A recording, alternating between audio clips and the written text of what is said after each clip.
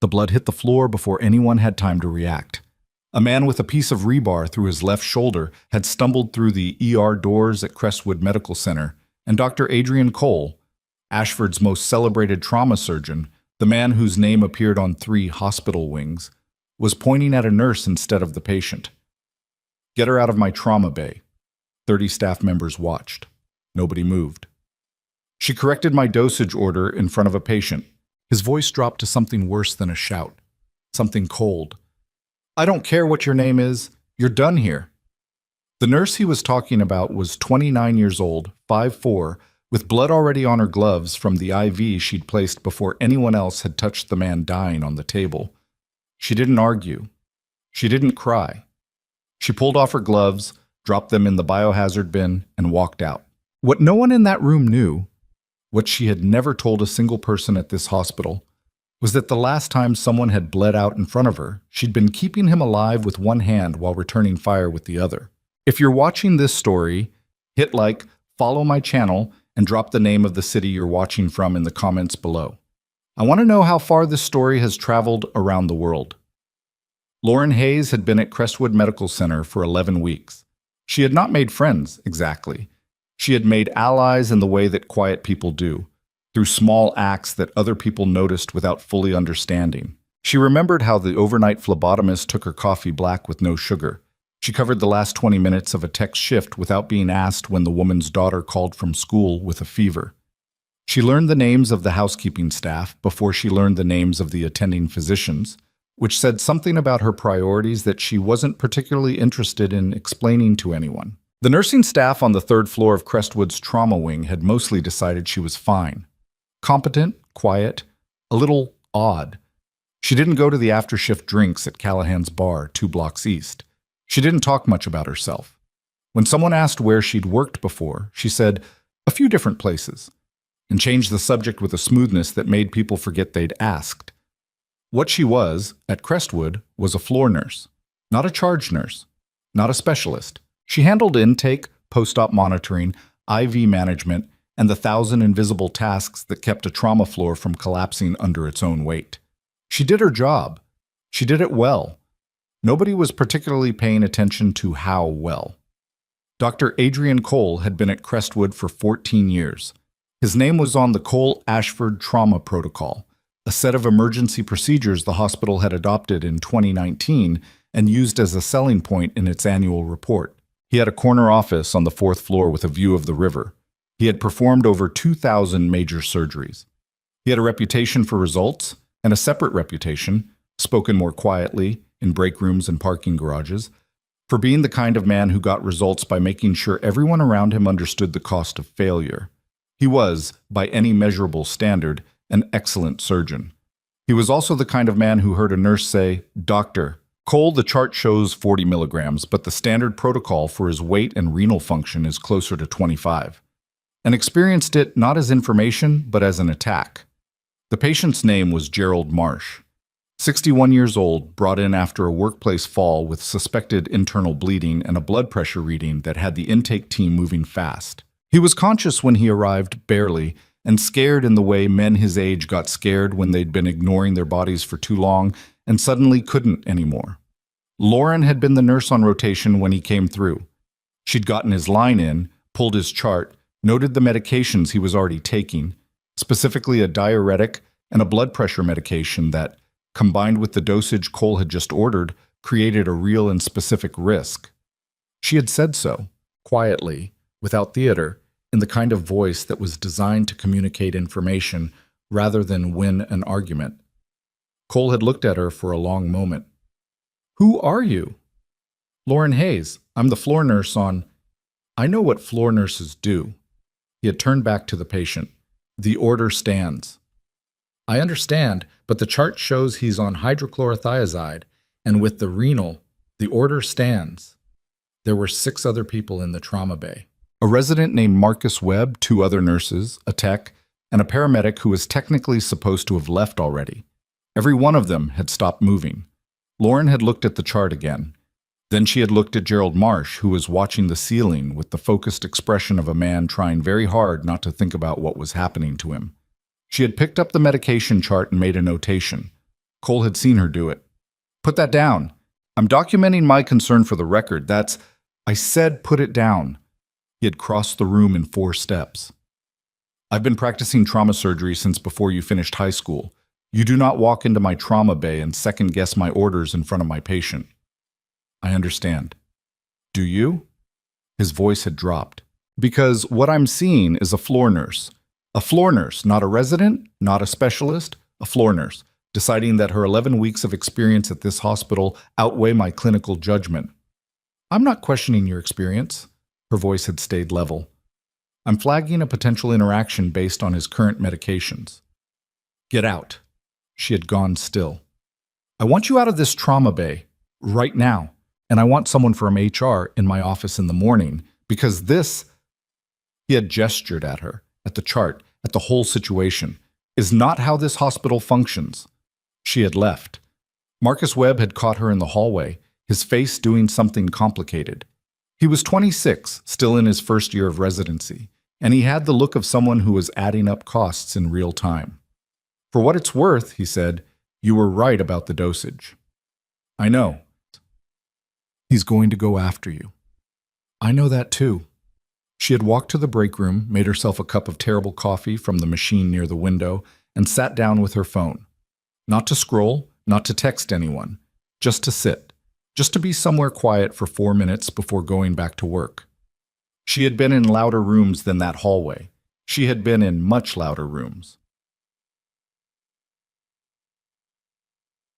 Cole went after her the way men like him always did, bureaucratically, incrementally, with the patience of someone who had learned that the most effective kind of punishment was the kind that looked like procedure. He submitted a formal complaint to nursing administration citing insubordination and interference with clinical decision-making.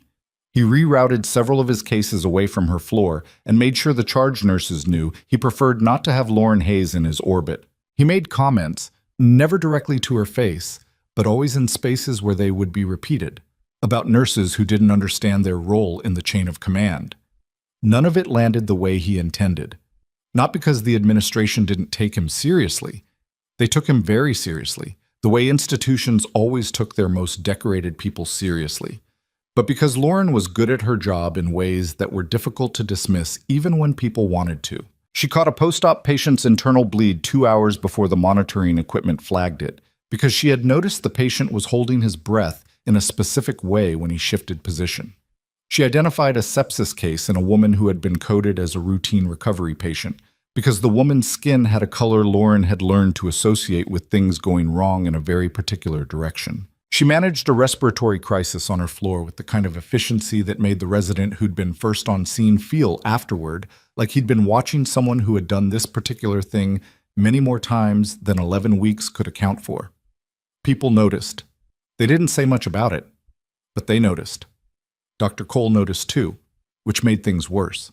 He started assigning her to the administrative tasks that nobody wanted: inventory audits, supply chain documentation, the kind of work that kept a competent nurse away from patients and behind a computer. He contested 2 of her chart notations in formal review, both times unsuccessfully, but the reviews themselves were time-consuming and unpleasant. He scheduled her for a run of overnight shifts without rotating break, which was technically within the limits of hospital policy and practically miserable. She worked the overnight shifts. She did the inventory audits. She filed her responses to the chart reviews with the same careful documentation she brought to everything else. She did not complain to anyone. She did not ask for help. She did not, as several of her colleagues quietly hoped she might, quit. What she did was learn the hospital. 11 weeks became 3 months. She mapped Crestwood's rhythms the way she had mapped other environments, not consciously, not with any particular plan, but with the attentive, automatic awareness of someone whose body had learned that knowing your terrain was not optional. She knew which supply closets had the best stock rotation, which elevators ran slow on Tuesday afternoons when maintenance did their checks, which nurses on the overnight rotation were running on 3 hours of sleep and needed someone to cover their hard tasks without being asked. She learned the hospital the way she had learned other things, by paying attention until it became instinct. What she did not do was talk about the other places she had learned things this way. The call came at 6:47 on a Thursday morning in late October. Lauren was 40 minutes from the end of a 12-hour overnight when the first scanner alert lit up the charge desk. She heard the words chemical plant and explosion and multiple casualties en route in that specific order, and something in her went very still. Not afraid. Still. There was a difference she had learned to recognize. The Harwick Processing Facility was 11 miles east of Ashford, a natural gas and chemical refinery that had been operating since 1987.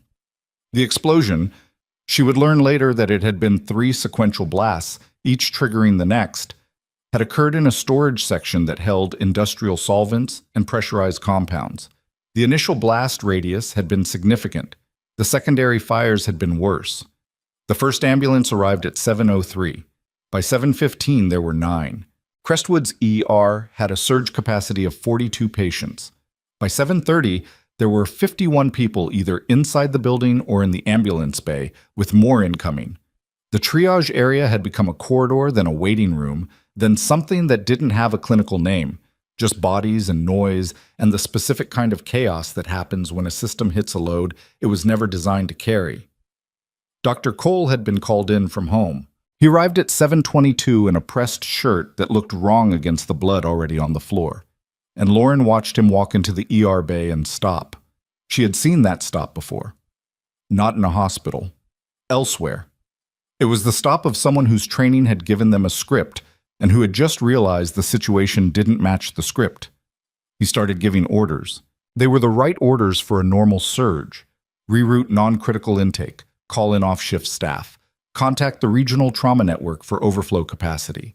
They were organized and clinical, and they were about 45 seconds behind where the situation already was. Marcus Webb was moving between patients with the focused energy of someone running entirely on adrenaline and refusing to think about what would happen when it ran out. 2 ER nurses were managing IV lines on patients who were lying on gurneys in the hallway because there were no rooms.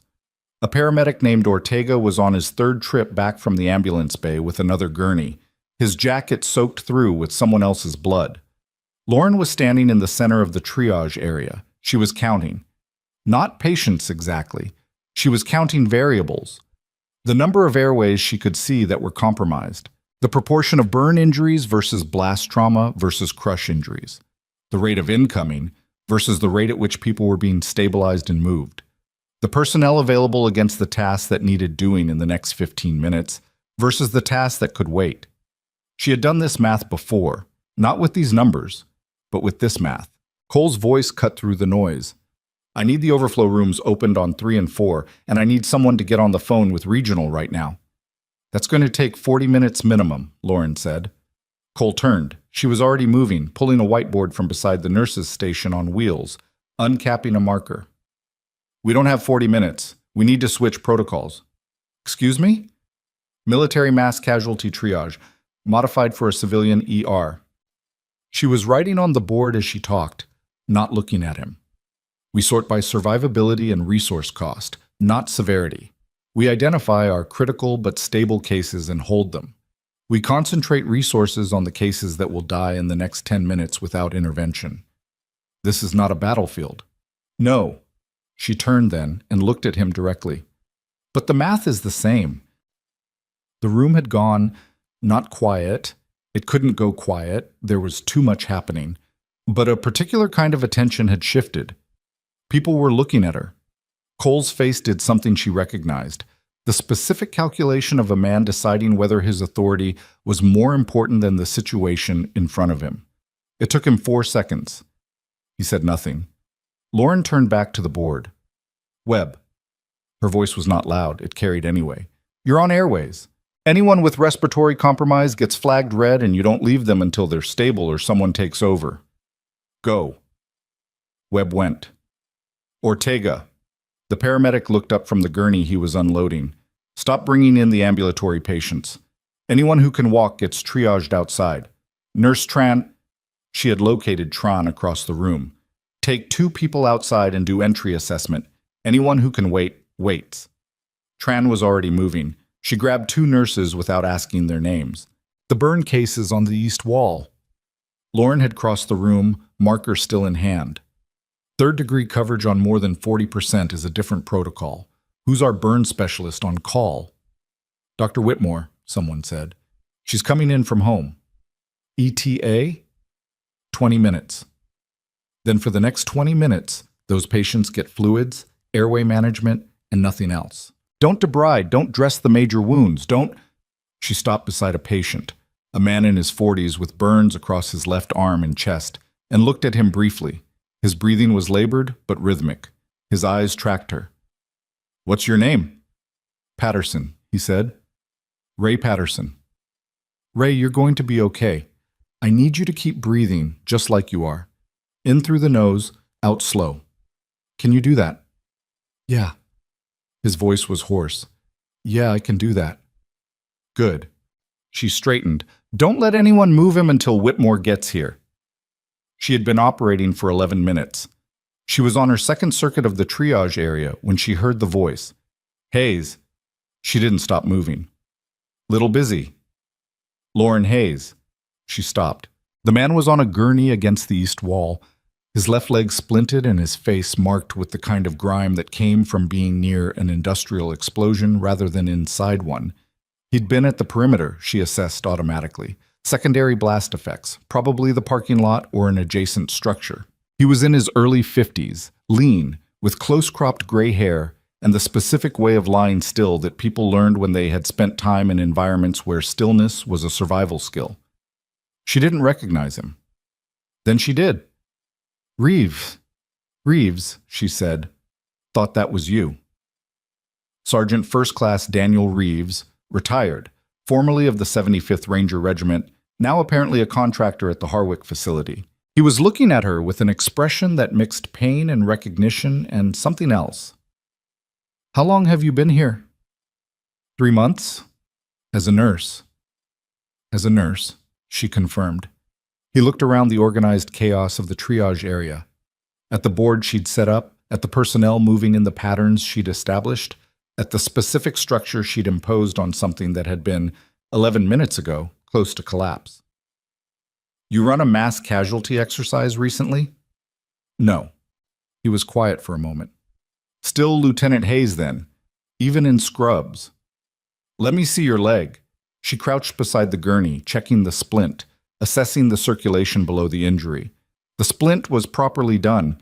Ortega's work, probably. This is a good field dressing. Where'd you... Did it myself. A pause. I've had good teachers. The room was still moving around them. She was still tracking all of it. The monitors, the voices, the rate at which situations were developing. But something had happened in the quality of the air. A few people nearby had gone quiet in a different way. You were Army? One of the nurses asked. Lauren didn't look up to see who. She wasn't just Army, Reeves said. She was... Reeves. Her voice was quiet. Your circulation is fine, the break is clean, and you're going to be okay. I need you to be patient for another 30 minutes while I make sure the people in worse shape than you get sorted. Of course. He settled back. Then to the room. 14 months in Kandahar province, 3 in Syria. She kept a team of 12 alive through a situation I'm not going to describe in detail because some of you look like you haven't had breakfast yet. Lauren had already stood up and was moving toward a respiratory alarm 3 gurneys down. But she could feel it. The shift in the room, the weight of eyes that were suddenly seeing her differently. Cole, somewhere behind her, had gone very quiet. The problem with being looked at wasn't that she couldn't handle it. The problem was what tended to follow. She got to the patient with the respiratory alarm. A woman, mid-30s, blast lung, the injury she'd been watching for since the first ambulances arrived, and she had about 45 seconds to get the situation stable before the window closed. She did not think about Reeves's voice. She did not think about the way Cole had gone quiet. She did not think about Kandahar or Syria or the 11 months of her life she had spent in places that she had systematically declined to discuss with anyone at Crestwood Medical Center. She thought about the woman in front of her, whose name she didn't know yet, whose airway was closing in a specific and manageable way. She thought about what the next 45 seconds required. Outside the hospital, 3 more ambulances were pulling into the bay, and on the highway coming into Ashford from the east, moving fast in a convoy that the state police had already cleared the route for, a line of military vehicles carried people who had been monitoring the situation at Harwick since the first explosion. People who had a particular interest in the personnel at the blast site, in the coordination of the emergency response, and in one specific set of personnel records that, until this morning, had been filed under a classification level that the nursing staff of Crestwood Medical Center had no reason to know existed. The woman with blast lungs stabilized. Lauren Hayes moved on to the next patient. The convoy was 12 minutes out. The convoy was 12 minutes out. Lauren didn't know that. She knew the woman in front of her, 40s, dark hair matted with grime and blood from a scalp laceration that had bled aggressively and looked worse than it was, had oxygen saturation at 84 and dropping, which meant the next decision had about a 30-second shelf life. "I need a needle," she said. Not loud. Loud enough. A tech named Bowers materialized at her left with a 14 gauge, which was either luck or the result of Bowers paying attention to what she'd been doing for the last 20 minutes. She didn't ask which. Tension pneumothorax. The blast had pushed air into the pleural space on the left side, and the lung was collapsing against the pressure. The fix was fast and brutal, and not something a floor nurse was supposed to do unassisted, without a physician present, in the middle of a hallway. Lauren did it anyway. The needle went in at the second intercostal space, mid-clavicular line. There was an audible release, a small hiss of pressure equalizing, and the monitor's alarm changed pitch. Not gone, but different, moving in the right direction. The woman's eyes opened. "You're okay," Lauren said. "Breathe slow. Let your body catch up."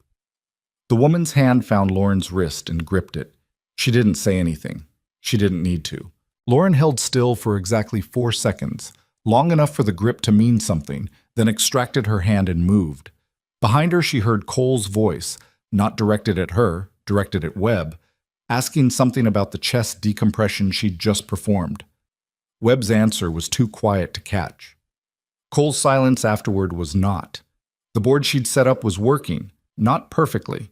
Nothing about this was working perfectly.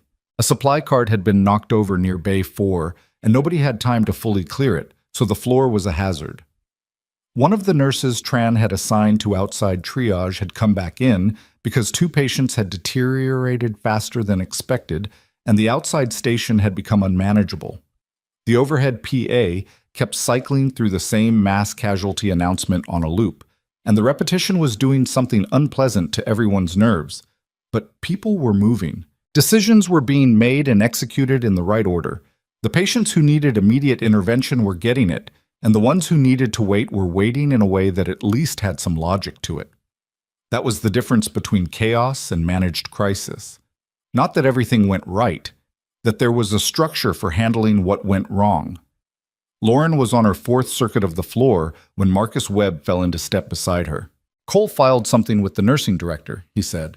"While you were—" he gestured vaguely at the triage area. "While all of this was happening, I don't know what, but I saw him on the phone." She kept walking.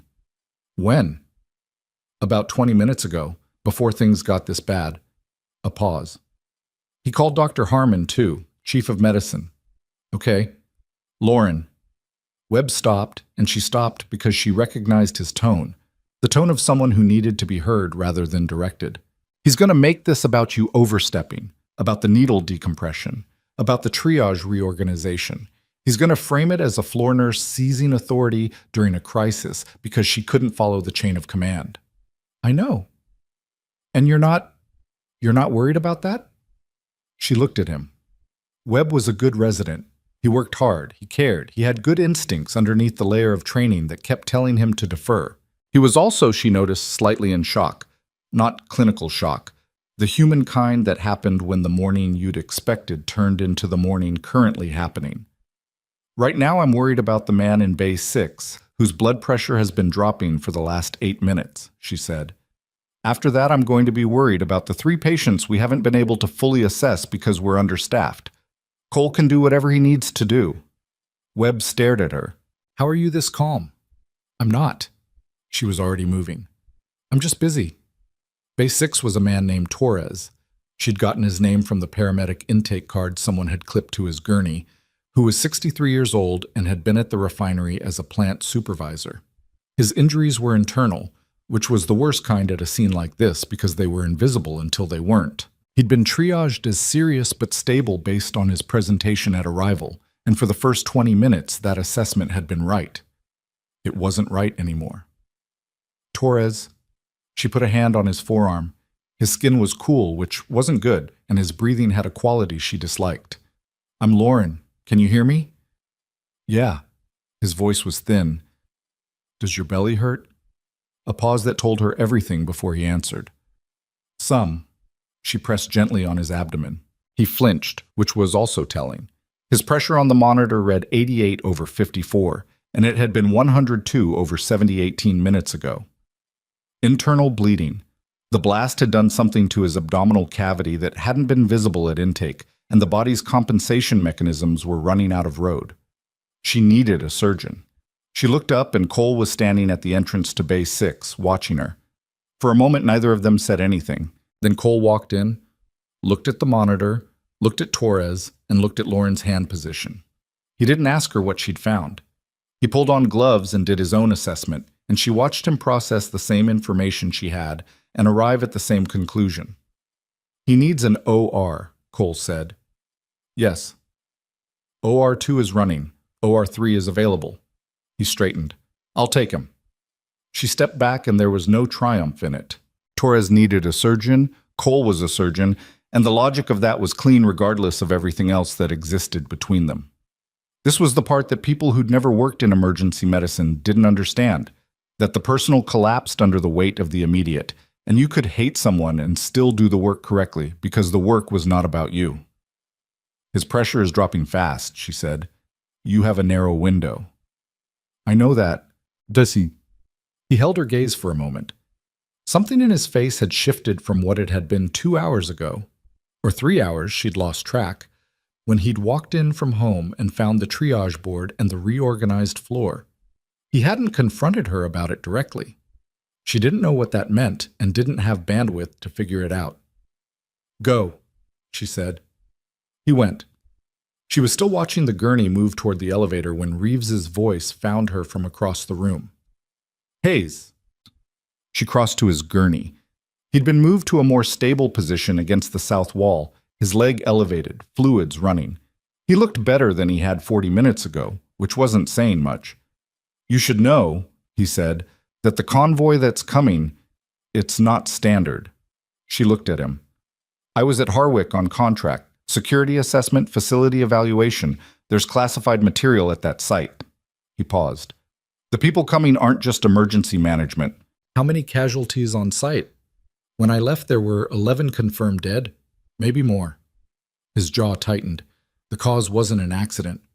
She was quiet for 3 seconds. You know that for a fact? I know what I saw before the second blast. He shifted and pain crossed his face and then was gone. There was a timing sequence. The first explosion was localized, not the kind you get from equipment failure. The kind you get when someone knows where to put something. The ER noise around them continued. Monitors, voices, movement. The PA had finally stopped its loop. That's going to be someone else's problem, Lauren said. Your job right now is to not move that leg. I've had about 800 broken bones in my career, not literally, but close. Then you know how this works. She checked his fluids, noted his color, assessed his pain response with the practiced efficiency she'd never quite managed to make look casual. You're good for now. Don't make me come back here for a preventable reason. Wouldn't dream of it, Lieutenant. Don't call me that. His expression said he would call her whatever he wanted, but he let it go. She was 3 steps away when the ER entrance doors opened and a woman in a charcoal blazer came through. Not medical staff, not emergency personnel, not a patient. Hospital administration. Lauren recognized her from the all-staff meeting she'd attended in her first week. Diane Harmon, chief of medicine, 61 years old, with the expression of someone who had walked into a situation she had been told about and who was now recalibrating based on what she was actually seeing. Harmon stopped just inside the doors and looked at the floor, then at the board, then at the patient flow, then, after a long moment, at Lauren. Their eyes met across the length of the ER. Lauren turned away first. There was a pediatric case near Bay 2 that had been flagged and she hadn't gotten to it yet, which was the thing she was least comfortable with of everything happening this morning. A child, 8 years old from the intake card, brought in with a parent, the parent critical, the child's injuries unclear. She went to Bay 2. The girl's name was Maya. She was sitting upright on the gurney with her knees drawn to her chest, which was a position Lauren recognized as a child's attempt to make herself small enough that the situation would stop being real. She had a laceration on her right forearm, cleaned and bandaged by someone. Good work, probably Tran or one of the nurses from outside triage.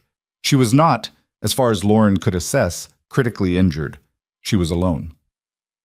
"Hey!" Lauren sat on the edge of the gurney, not standing over her. Eye level mattered with kids. "I'm Lauren. What's your name?" "Maya." "Does anything hurt besides your arm?" Maya shook her head. Her eyes were dry, which wasn't necessarily good. Sometimes kids went past crying into something quieter that was harder to read. "Do you know where your dad is?" A beat. "It was my dad who—" She stopped. "It's okay. You don't have to explain right now." Lauren did a quick visual assessment. No chest asymmetry, no favoring of any limb, pupils equal and reactive when she checked with a small light. Physically, the girl was okay. "Do you have another family member we can call? A mom? Or a grandparent?" "My grandma, she's in Ashford." "What's her name?" "Sandra Kowalski." Maya said it very carefully, like she'd been taught to say it in exactly this way for exactly this kind of situation. "Her number is in my dad's phone, but I know it. I have it memorized." "Good. That's really good." Lauren looked around, caught the eye of a nurse named Galvez who was passing. "Get me a phone for this patient and someone to stay with her. She has family to call." Galvez nodded and moved. Lauren looked back at Maya. The girl was watching her with an expression that was hard to categorize. Not fearful, exactly. Assessing. The kind of look that children gave adults when they were trying to determine whether the adult was actually in control or just performing control. "Are you a doctor?" Maya asked. "No, I'm a nurse." "My dad said nurses do most of the real work." "Your dad sounds pretty smart." "He works at the plant." A long pause. "He was working today." Lauren held very still. "What's his name?" "David Kowalski. He's a maintenance tech." Another pause. "Is he here?" She didn't know. She genuinely didn't know. And there were 50-plus patients in this building and more in the ambulance bay, and she hadn't memorized every intake card. She could have said something comforting and vague. She didn't. "I don't know yet," she said. "But I'm going to find out, and someone is going to stay with you right here until we have an answer or your grandma gets here, okay?" Maya nodded. Once. Precise. Galvez came back with a hospital phone and a nursing assistant named Portman, who had, in Lauren's 3 months at Crestwood, demonstrated a reliable capacity for calm in situations that made other people agitated. She left Maya in Portman's care, took the intake manifest from the nurse's station, and scanned it for Kowalski. He was there. Bay 7. Status? Critical, pending surgical consult. Cole was already in an OR with Torres. She found Webb. "Bay 7, she said. "Kowalski. I need a surgical consult and I need it before his pressure drops. Who do we have?" Webb was already on it, pulling up the on-call schedule. "Dr. Vasquez is in. She finished a case at 6 this morning. She should be available." "Get her." He got her. That was the rhythm of it. Not smooth, not clean, ragged and sequential and driven by the logic of immediate need. Vasquez was a vascular surgeon, not a trauma specialist, but trauma specialists were scarce right now and Vasquez was here and competent. Lauren gave her the rundown on Kowalski in 90 seconds flat. Mechanism of injury, vitals trend, her assessment of the likely injury pattern, and Vasquez listened the way surgeons listened when they trusted the information they were receiving, which was differently than they listened when they didn't. "You assess this yourself?" Vasquez said. "Initial triage, yes." "Good call." She was already moving toward Bay 7. "Let's see him." The ER was beginning to thin, not empty. It would not be empty for hours, possibly days, but the initial surge was past its peak and the protocols were holding. Patients were moving through the system. The ambulance arrivals had slowed as the most acute cases from the blast site were exhausted and the remaining victims were being distributed to regional hospitals. It was 9:14 in the morning. Lauren had been on shift for nearly 14 hours. She was standing at the nurse's station updating the board when she became aware that the ER had changed in texture again. Not louder, not more chaotic, but different in some way she felt before she could identify it. People were looking toward the main entrance. She looked too. There were 4 of them. 3 men and a woman, in military service dress, moving through the hospital entrance with the particular economy of motion that came from years of institutional training, the kind of movement that expected space and got it. The one in front was a colonel, she could tell from the insignia. Tall, early 50s, iron gray hair, a scar along his left jaw that she recognized as the specific geometry of shrapnel. He was scanning the room the way she had scanned rooms, the way all of them did, whether they were deployed or stateside, because the habit did not turn off simply because you were in a hospital in Ohio instead of a forward operating base in the middle of nowhere. He saw the board. He saw the triage system. He stopped and read it the way someone read a document they were familiar with, following the logic of it, understanding what they were seeing. Then he looked at the room, at the movement, at the patients and staff. And then he looked at Lauren. She had known, from the moment Reeves had said the convoy wasn't standard, that this was coming. She had known from the moment she put up that board, and from the moment Reeves had said her name out loud in a room full of people who'd never heard it in that context, that the shape of things was changing. She had decided sometime in the last 4 hours that she was done being surprised by it. The colonel crossed the ER floor toward her. Behind him, his team spread out in the practiced way of people conducting an assessment rather than an arrival. The one on the left was already talking to Webb. The woman was heading toward the charge desk. He stopped 2 feet away. "Lieutenant Hayes," he said. His name was on his chest. She read it. She looked up. Colonel Briggs. Colonel Nathan Briggs had been her commanding officer for 11 months in a period of her life she did not discuss at Crestwood Medical Center. He looked essentially the same as he had the last time she'd seen him, 18 months ago at a debrief she was not going to think about right now, except that the scar was slightly more pronounced, and he looked like he hadn't slept in 2 days, which in her experience was his baseline whenever something was actively wrong. "You set this up," he said. Not a question. Looking at the board. It needed to be set up. How long ago did they come in? First wave around 7. I've been running it since about 7:20. He was quiet for a moment, still reading the board. Modified Mascal protocols. Adapted for civilian ER constraints. Less personnel, different supply chain. How many critical? 16 in-house, 2 in surgery, 3 in the ambulance bay that I need to... She stopped herself. We've moved 41 through the system. 14 are in stable condition and holding in overflow. The burn unit is at capacity. Briggs looked at her with an expression she recognized as the one he used when something was confirming a thing he already suspected. He had a limited range of expressions. She had spent 11 months learning to read them. "We're here about Harwick," he said. "Reeves told me." Something shifted in his face. "Reeves is here?" "South wall, left leg fracture. He's stable." A pause. "He said it wasn't an accident." It wasn't. His voice dropped, not dramatically, but practically, becoming a frequency that was for her and not for the room. "We've been watching Harwick for 4 months. The facility was a front for a secondary operation. Not going to get into details in an ER, but you can fill in the gaps. The blast was intended to destroy documentation. Someone moved early, probably because they were spooked." She absorbed this. "How many people in the building knew?" "That's what we're here to find out." He glanced toward the entrance, where 2 more personnel had just come through. "We're going to need to interview staff and survivors. The facility's records are gone. We're working from survivor accounts." He paused. "And from the security assessment Reeves was contracted to conduct." "He had documentation?" "He's trained to maintain it in his head when physical records are compromised." Something that was almost a smile. "You'd know something about that." Before she could respond, the sound from the direction of the charge desk changed. She turned. Cole was there. He'd come back from surgery. She hadn't seen him come in, and he was standing at the charge desk looking at the board, at the modified triage system, at the status of his ER. And he was looking at Colonel Briggs. And he was saying something to Diane Harmon, who had been at the desk for the last 40 minutes conducting her own assessment, with an expression that Lauren could not read from this distance, but that she recognized in shape as the expression of a man making a case. Briggs followed her sightline. "Who's that?" "Head of trauma surgery." A pause. "He filed a complaint against me this morning, before the casualties arrived."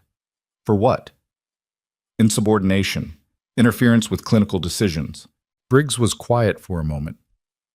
"He filed a complaint against a floor nurse during a mass casualty event."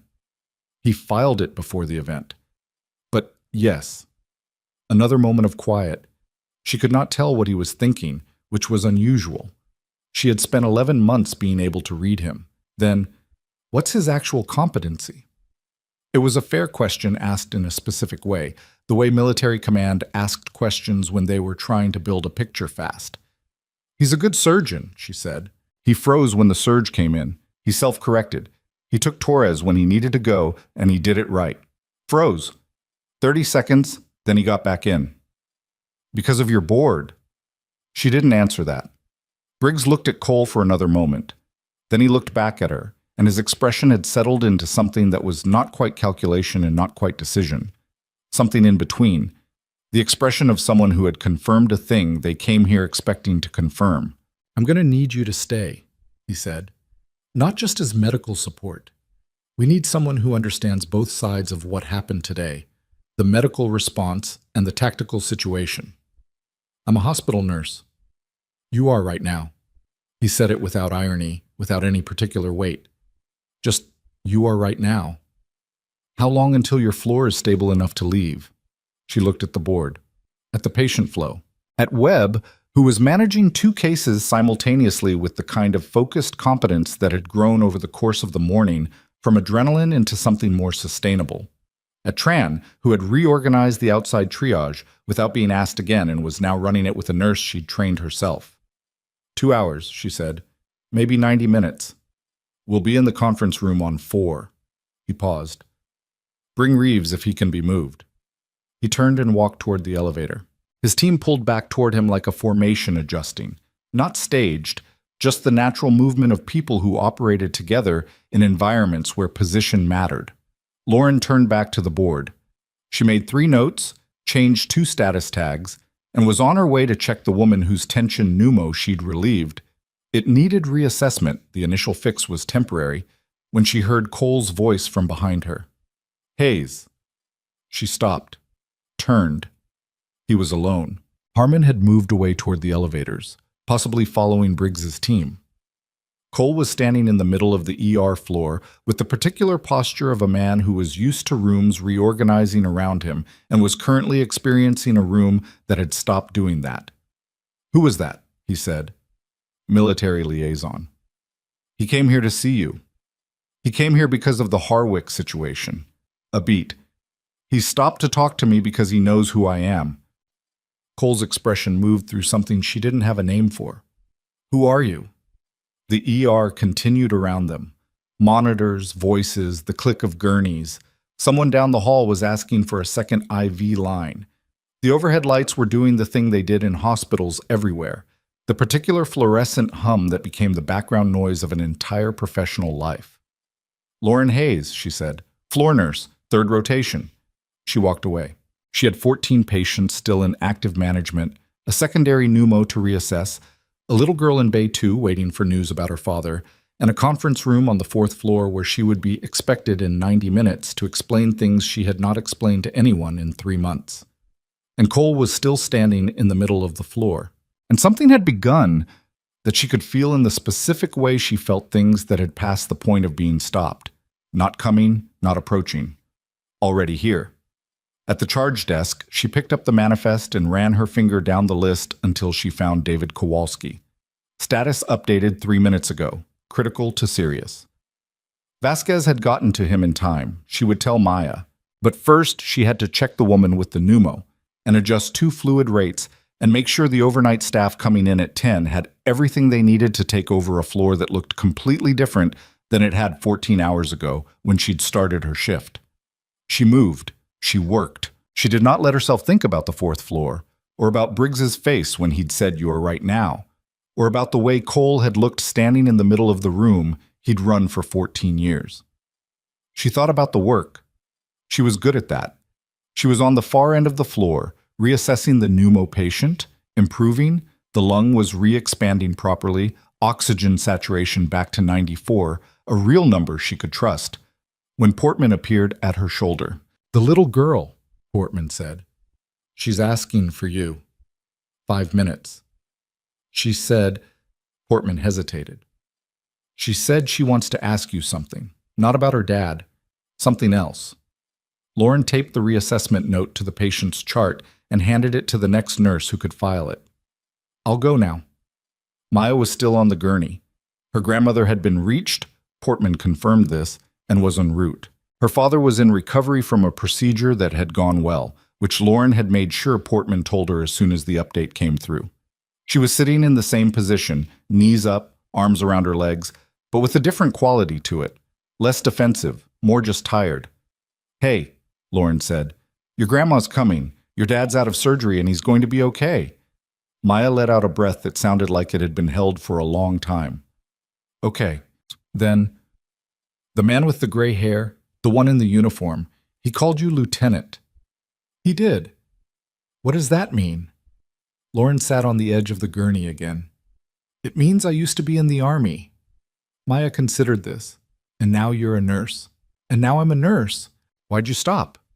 It was the question that several people at Crestwood had thought about asking and hadn't, because they could tell it was the kind of question that had an answer that would take longer than the answer suggested. This 8-year-old had asked it in 30 seconds. "It was time to do something different," Lauren said. "I wanted to help people in a different way." "Do you like it better?" She didn't answer immediately, which was itself a kind of answer. "Some parts," she said. Maya nodded as if this made complete sense. "My teacher says it's okay to have jobs that are hard." "Your teacher's right. She also says the hard parts are where you find out who you actually are." Maya said this with the confidence of someone who has recently received this information and found it to be useful. "I think that's true." Lauren looked at her. 8 years old, sitting alone in an ER on the worst morning of her life, quoting her teacher's philosophy with the composure of someone twice her age. "Yeah," Lauren said. "I think that's true too." She stayed another 2 minutes, then she went back to work. At 10:07, the day shift came on. Lauren briefed the charge nurse, a woman named Beckford, who had been doing this for 22 years, and absorbed the morning's events with the professional equanimity of someone who had learned not to be surprised, and handed off her active cases one by one. She was almost done when Beckford said, "There are people upstairs asking about you." "I know." Dr. Cole also left a folder with the nursing director's office. A pause, very precisely timed. "Apparently he's been building a case." "I know that too." Beckford looked at her for a long moment with the expression of someone who was recalibrating something they'd thought they understood. Then she said, "Whatever's in that folder, the nurses on this floor have 14 hours of this morning that say something different." Lauren looked at her. "We all do," Beckford said. "Just so you know." The elevator to the 4th floor was at the end of the hall. Lauren took it at 10:22. She was still in the same scrubs she'd started the shift in, which had dried blood from 3 different patients on the left sleeve and saline on the right. She had not eaten anything since a granola bar at 2 in the morning. Her feet hurt in a way she had stopped noticing around hour 6. The conference room was the second door on the left. Through the glass panel, she could see Briggs and 2 members of his team at the table, along with 2 people she didn't recognize in civilian clothes who had the specific bearing of federal agency personnel rather than military. There was a laptop open, documents spread across the table, and a recording set up in the corner. There was also Diane Harmon, sitting at the far end of the table, and there was someone else, a man she didn't recognize, in a suit with the particular look of a lawyer, not because of anything cliched, but because of the specific way he was holding a notepad and the way his eyes moved when she appeared at the glass. She pushed open the door. Every person in the room looked at her. Briggs stood. "Lieutenant Hayes?" "Still Lauren Hayes," she said, "but I'll take the room however it comes." She pulled out the nearest chair and sat down. And then the man with the notepad said, "Ms. Hayes, I represent the hospital board. And before we go any further, there are some serious questions about your conduct during this morning's crisis that need to be addressed." The room was very quiet. She looked at the man, then at Briggs, whose face had gone to the expression she knew as waiting. Not passive, not surprised, just waiting for her to decide how to handle this. Then she looked back at the lawyer. "All right," she said, let's talk." The lawyer's name was Garrett Foss, and he had the practiced patience of someone who billed by the hour and had learned that patience looked like power. He opened the notepad. "Ms. Hayes, the hospital board has asked me to document several incidents that occurred this morning during the Harwick response. Specifically," he glanced down, "the unauthorized performance of a needle thoracostomy, the unilateral restructuring of emergency triage protocols without physician authorization, and the direction of medical personnel in ways that fall outside the defined scope of a floor nurse's role at this institution." He said all of it in one breath. Not aggressive, procedural. The tone of a man who understood that the most effective pressure didn't come from volume. "Those are accurate descriptions of what happened," Lauren said. Foss paused. He hadn't expected agreement. Harmon, at the far end of the table, had gone very still. "You're not disputing the actions," Foss said. "No, I'm disputing the framing. There's a difference between unauthorized and necessary." She rested her hands on the table. The needle decompression was performed on a patient whose oxygen saturation was at 84 and dropping with a classic tension pneumo presentation. Waiting for physician authorization in that room, at that moment, would have cost her between 4 and 8 minutes. She had about 2. A beat. "She's breathing at 96% right now. You can check." Foss wrote something. "And the triage reorganization. The existing system was managing 22 patients. We had 51 in the building by 7:30. Dr. Cole's initial directives were correct for a standard surge and insufficient for what we were dealing with." She was not unkind about it, just accurate. "I implemented a modified mass casualty protocol because the situation required it. If someone with more institutional authority had done it first, I would have supported that instead." "But no one did." "No." Briggs had not said anything. He was sitting with his hands folded on the table, watching Foss the way Lauren had watched emergency situations. Not reactive, just tracking. Harmon spoke. "Ms. Hayes, the board's concern isn't primarily about this morning." Lauren looked at her. "Dr. Cole submitted documentation of a pattern of behavior going back to your first month here. Insubordination, interference with physician orders, circumvention of chain of command." Harmon's voice was careful, not hostile. "The events of this morning didn't create the concern. They accelerated it." "What documentation?" Harmon opened a folder. 3 formal written complaints, 2 chart review contests, a shift assignment record that Dr. Cole argues demonstrates your resistance to standard scheduling protocols. Lauren looked at the documents from across the table. She had known this folder existed since Webb had told her about it 4 hours ago in the middle of an active mass casualty event. She had not spent significant time thinking about it, which she now recognized might look to people in this room like either confidence or arrogance. "The chart review contests both failed," she said. "The documentation I filed in both cases was upheld."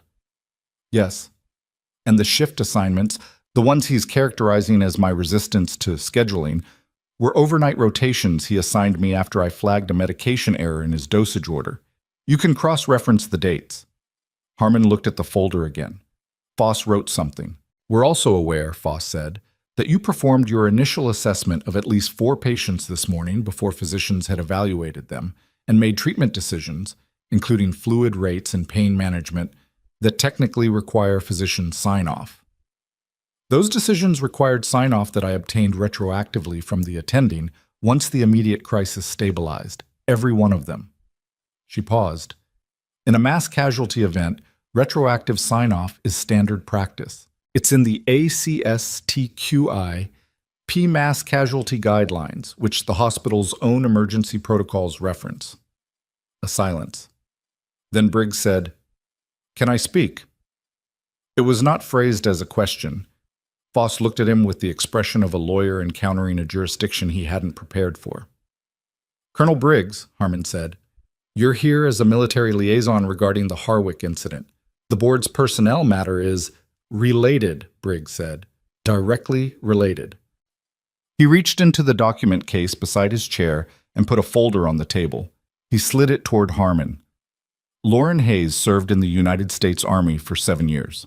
She completed advanced trauma training at Fort Sam Houston, deployed 3 times to active combat environments, and was awarded the Army Commendation Medal for actions during a mass casualty event in Kandahar Province in 2019, an event in which she sustained 11 casualties under enemy fire without a physician present and lost none of them. He let that sit for exactly 2 seconds. She also co-authored the Battlefield Triage Adaptation Protocol that the Department of Defense adopted in 2021. The protocol she used on your ER floor this morning is, in part, a document she helped write. The room was quiet. Foss's pen had stopped moving. Harmon opened the folder. She read for several seconds. Her face did not change expression, which was its own kind of expression. "This wasn't in her employment file," Harmon said. "No," Lauren said. "It wasn't." Why? She thought about how to answer that. There were several true answers, and some of them were too long for this room, and some of them were too personal, and one of them was simply, "Because I came here to be a nurse," not a resume. But that answer would sound like something it wasn't, like evasion, or like a statement about this hospital specifically, when it was really a statement about the person she'd been trying to be for the past 18 months, and the difficulty of being that person in a building that kept asking her to be someone else. "I applied for a nursing position," she said. "My military record wasn't relevant to the role." "It's—" Harmon stopped herself, started again. "It's quite relevant to this morning." "Yes." This morning was different. One of the federal agents, she'd mentally labeled them as such based on the suits and the silence, leaned toward Briggs and said something in a voice too quiet to catch. Briggs nodded once. "There's a secondary matter," Briggs said. He looked at Lauren. "Reeves's assessment of the Harwick blast has been corroborated by preliminary forensic findings. The first charge was deliberately placed. We have 7 individuals from the facility in this building right now, either as patients or waiting for transport, who may have material knowledge of who placed it and why." He paused. "I need someone who can conduct welfare interviews with those individuals, who understands both the medical status of each person and how to conduct a structured conversation with someone who has been through a traumatic incident. My team can provide the questions, but the person who gets access to those patients needs to be someone they already trust." Foss said, "That's outside the scope of—" "Those patients have been in this nurse's care for the last 4 hours," Briggs said. "She knows their status, they know her face, and 3 of them have specifically asked for her by name." He looked at Harmon. "I can route this through the state emergency management structure if necessary, which will take about 6 hours and will involve considerably more institutional disruption than asking your nurse to spend 90 minutes talking to people she's already been talking to." Harmon looked at the folder again, then at Lauren, then at the window. "Dr. Cole," she said finally, "submitted his complaint this morning before the casualties arrived, on the basis of documented incidents over the past 3 months. She closed the folder. "How do you want to respond to those incidents, Ms. Hayes?" "Not this morning. The prior months." Lauren had spent 3 months being systematically targeted by a man who had experienced a medication question as a personal attack, and she had documented every instance, not because she planned to use it, but because documentation was what you did when you worked in environments where you understood, intuitively, that things could go sideways. "I'd like to request that the board review the full documentation trail for each of those incidents," she said. "My responses, the chart review outcomes, the shift schedule with dates compared against the dates of my clinical flags. I'd also like to note that in 3 months, I have had 0 patient complaints, 0 adverse events attributable to my care, and 2 written commendations from patients' families that were submitted to the nursing director's office." She paused. "You can verify all of that before end of business today?" Harmon looked at Foss. Foss looked at his notepad. He had the expression of a man whose agenda had been built on a foundation that was now, quietly and efficiently, being disassembled. "We'll need time to review," Harmon said. "Of course." Lauren stood. "I need to go check on a patient." "We're not—" Foss started. "I've answered every question you've asked." She was not rude about it. "If you have more, I'm available. But I have a patient in recovery whose daughter has been waiting for an update for 2 hours, and I told that girl I would find out." No one stopped her. She walked out of the conference room into the hallway, and the door closed behind her, and she stood there for exactly 5 seconds doing nothing at all, just breathing. Then she went to the elevator. David Kowalski was in post-surgical recovery on the second floor, conscious and pale and attached to more monitoring equipment than was probably comfortable. His wife had arrived sometime in the last hour, a woman in her late 30s, with Kowalski's same dark hair and the raw, specific look of someone who had driven to a hospital very fast. She was holding his hand with both of hers. Maya was on the chair beside the bed. She looked up when Lauren came in. "He's okay," Maya said.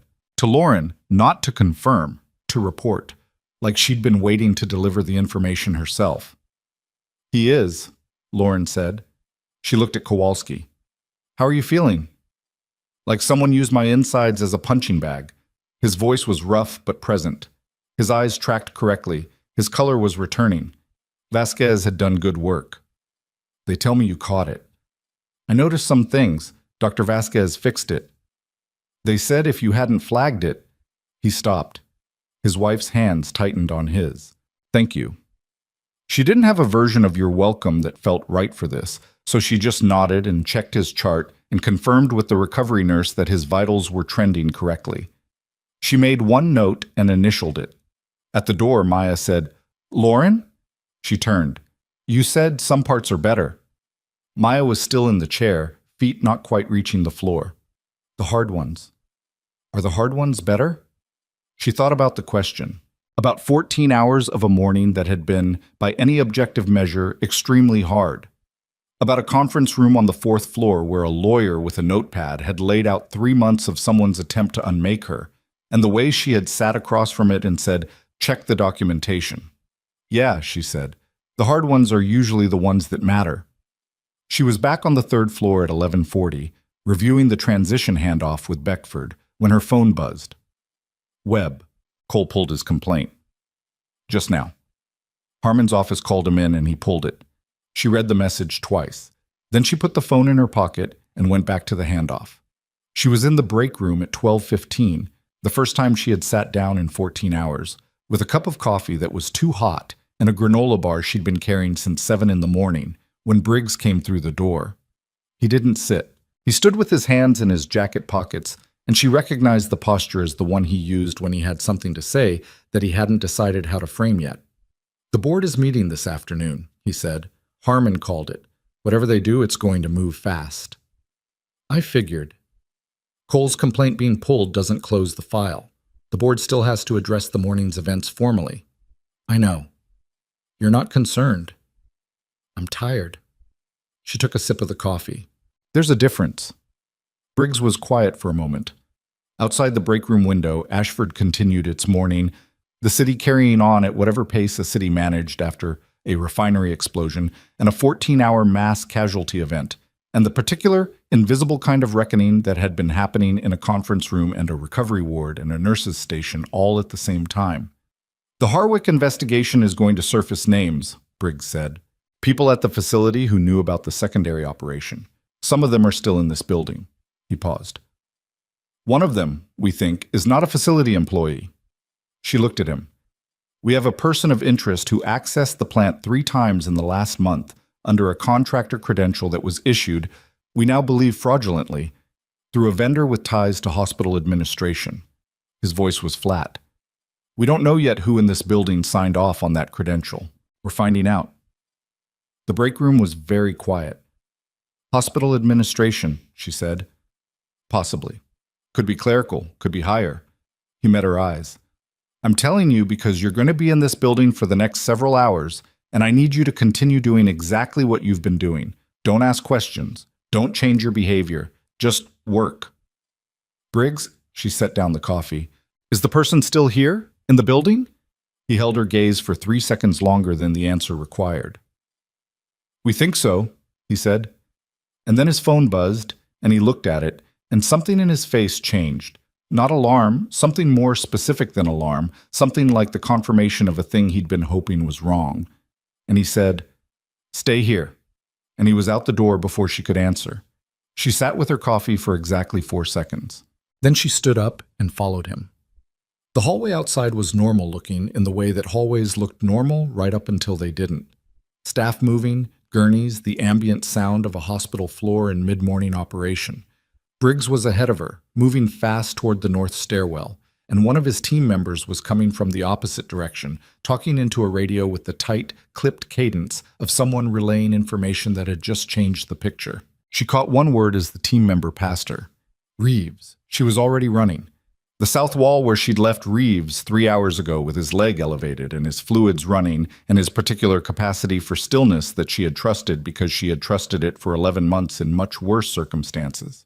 The south wall was 15 seconds away at a jog, and she made it in 12, and she turned the corner and stopped. The gurney was there. Reeves was not. The IV line had been disconnected at the port, cleanly, the way someone who knew what they were doing would disconnect it. The monitoring leads were on the gurney, removed in order. His chart was on the floor, which was the only thing that looked wrong. The chart should have been on the hook, and it was on the floor. And that was either careless, or it was a sign that the person who had removed him from this gurney had been in a hurry. Briggs arrived beside her 4 seconds later. He looked at the gurney. How mobile was he? He said. She thought about the fracture, the pain response, the fluid status, the 14 stairs between the south wall and the nearest exit. Not very. Then he didn't leave. They looked at each other. He was taken, she said. Briggs already had the radio to his mouth. Briggs had 3 people on the radio within 45 seconds, and a building lockdown initiated within 90. Not a full lockdown. Not the kind that closed every exit and stopped every elevator and turned a hospital into a sealed box. Because a sealed box with 400 patients and 200 staff was its own kind of crisis. A targeted lockdown. Exit monitoring, stairwell cameras reviewed in real time, the specific kind of controlled net that military training built for environments where you needed to contain without triggering panic. Lauren stood at the empty gurney and thought about the IV line. Disconnected at the port. Clean, sequential, in order. That was medical knowledge, or training close enough to it. The monitoring leads removed without tangling, which meant someone who understood the clip mechanism. Not a panicked grab. A procedure. How long was he unmonitored, she asked. One of Briggs's team, a woman named Sato, compact and fast-moving, who had been coordinating the Harwick survivor interviews, checked a tablet. Last nurse check-in logged at 11:22. Your team had 40 other patients. Nobody flagged the gap. It was now 12:31, 69 minutes. Enough time to move someone who couldn't move himself. Enough time to get somewhere inside this building that wasn't a main corridor. Storage, Lauren said. Briggs looked at her. Sub-basement. Medical supply storage, East Wing. She was already thinking through the building the way she'd spent 3 months mapping it. Not the patient floors, not the OR suites, but the spaces that hospital staff moved through without thinking. The infrastructure level that kept everything above it running.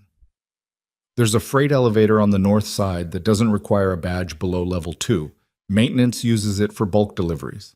It's not on the main security map because it was added in a 2018 renovation and the system update was never fully completed. A beat. How do you know that? Sato said. I did the supply audits. She looked at Briggs. Cole assigned them to me as punitive work. I mapped every storage route in this building.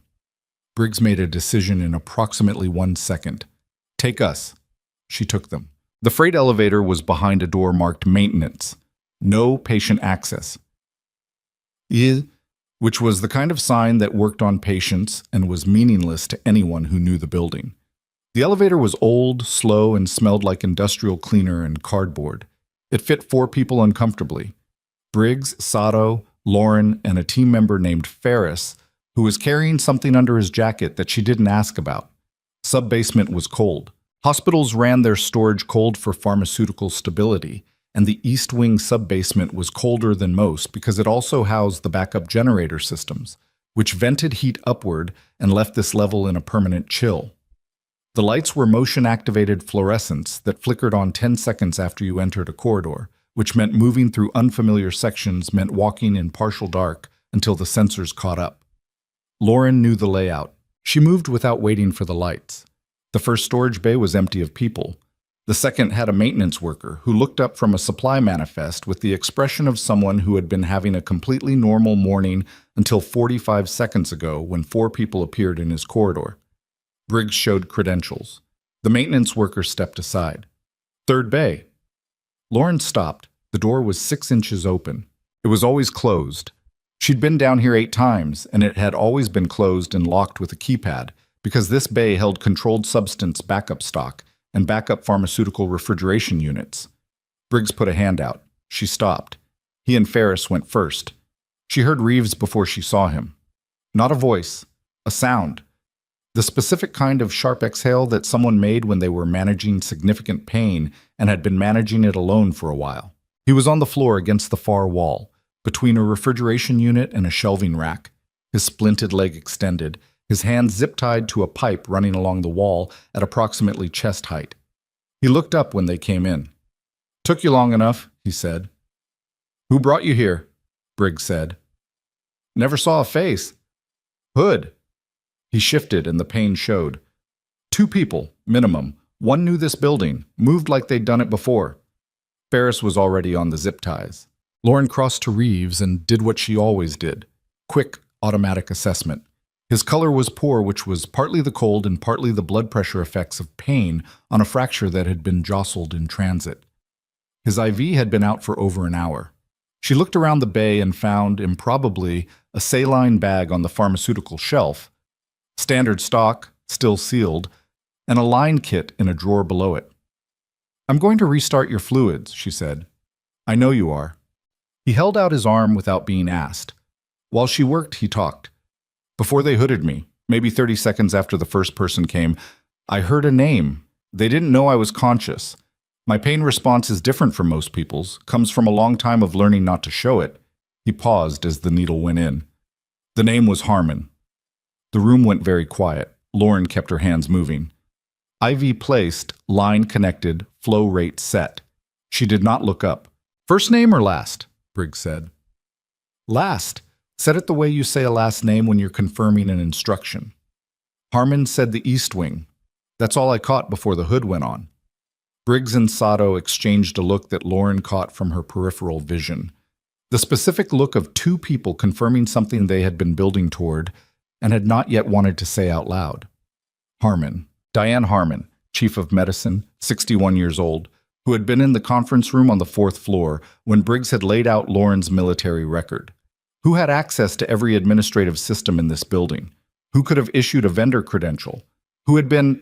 Lauren was now running the timeline, positioned between Lauren and the exit every time today that something important shifted. She finished the IV setup and sat back on her heels. "She was in the conference room," Lauren said, "when you told her my record, when Foss was building the case against me." A pause. "If she's involved, she knew who you were before you walked in. She knew this morning was going to bring military presence." "And she still sat in that room," Sato said. "Because leaving would have looked wrong," Briggs said. "She stayed because she needed to know what we knew." He looked at Reeves. "Can you be moved?" "I could have been moved an hour ago." "I mean properly. Upstairs, documented, medical supervision." Reeves looked at Lauren. "His pressure's low and his fracture was stressed," she said. "He needs to be moved carefully, on a gurney, with someone monitoring his leg. He can be moved." "Then let's get him up." Briggs was on the radio again, rapid and clipped. "Requesting personnel, requesting a gurney at the freight elevator, requesting that the 4th floor conference room be held, and that no one currently in it be allowed to leave." Lauren heard the last instruction clearly. No one currently in it be allowed to leave. She stood up. "She's still up there?" "Meeting ended 40 minutes ago," Sato said. "Harmon said she was going back to her office. Whether she actually did? She was already checking her tablet. Her badge hasn't scanned since the 4th floor exit at 12:08. What's between the 4th floor and the outside of this building that doesn't require a badge scan?" Sato's jaw tightened. "The south stairwell, emergency exit at ground level. It's alarmed, but the alarm logs to security desk, not to the main monitoring system," Lauren said, "because it was installed in the same 2018 renovation." She didn't wait for Briggs to tell her to stay. She took the freight elevator up alone while Briggs coordinated Reeves's transport, because Briggs was a colonel managing a federal investigation and a military asset extraction, and Lauren was a floor nurse who knew this building better than anyone in it. and the south stairwell ground exit was 3 minutes from where she was standing and 30 seconds from the ambulance bay where, she was now calculating, a vehicle could be waiting without attracting significant attention because vehicles in hospital ambulance bays were background noise. The freight elevator was slow. She used the time to think about Harmon. 61 years old, chief of medicine for 9 years. The kind of institutional authority that became invisible because it had been present for so long. The kind of person who could sign a vendor credential and have it filed and forgotten. Who could access patient records, movement logs, staff assignments. Who had sat in a conference room this morning and listened to Briggs explain Lauren's background with an expression Lauren had read as professional neutrality and now reread as something else. The careful, calibrated stillness of someone performing a reaction they'd had to construct. The elevator opened at ground level. She went left, away from the main ER, toward the south corridor that the hospital used for supply deliveries and staff parking access. The fluorescents here were steady and full. Ground level had proper lighting. She moved fast and quiet, which was a combination she'd learned in places where the two things were prerequisites for being where you needed to be.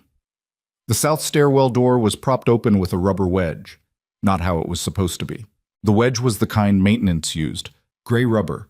Exactly the kind of thing someone who knew the building would know where to find. She pushed through the door into the ambulance bay. The bay was busy in the way it had been all morning, reduced from the surge peak, but still 2 ambulances present, personnel moving, the standard controlled activity of a hospital external zone. She scanned left to right the way she'd been trained, not looking for a person, but looking for wrongness, for the thing that didn't fit the pattern of the space. She found it. A dark blue sedan, parked at the far end of the bay, in a space designated for medical transport vehicles, engine running. Not an ambulance, not a hospital vehicle. The driver's side was away from her, but the exhaust was visible, a thin thread of it in the cold October air. And walking toward it, fast, with a bag over one shoulder and her blazer replaced by a dark coat that she hadn't been wearing in the conference room, was Diane Harmon. Lauren moved. She was not running. Running attracted attention, stopped people, changed the quality of the space in ways that would make Harmon look up too soon. She walked fast and direct, angling to intercept at the sedan's passenger side before Harmon reached the driver's door, and she covered the distance in the specific way she had covered distances in other places, where the gap between where you were and where you needed to be was not a metaphor but a number you ran in your head. She got there first. She put her hand on the passenger door.